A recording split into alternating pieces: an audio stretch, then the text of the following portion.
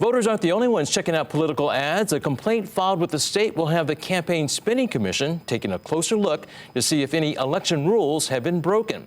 KITV4's Paul Drews reports this complaint shows the rising influence of third-party groups on our elections. Paul.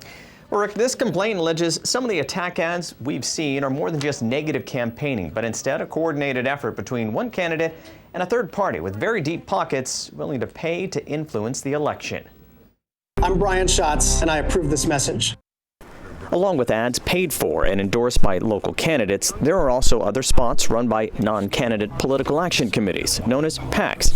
There's a limit on how much candidates can receive from donors, but that's not the case with super PACs. They can spend unlimited amount of money and receive unlimited amounts of money. So I'm sure a lot of Hope Hawaii has seen all the ads on TV out there, some in support and some in opposition. Without donation limits, super PACs can spend big bucks to sway voters.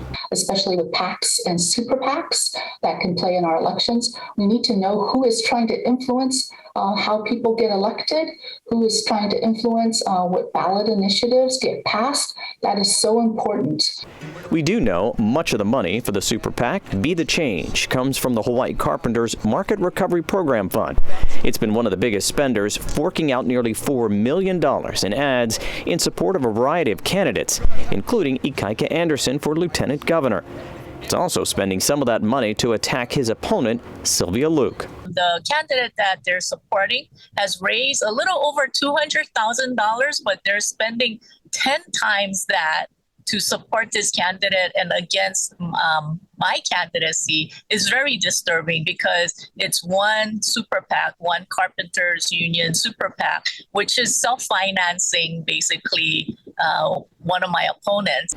There are 24 super PACs registered for this election, but only one will be looked at by the Campaign Spending Commission.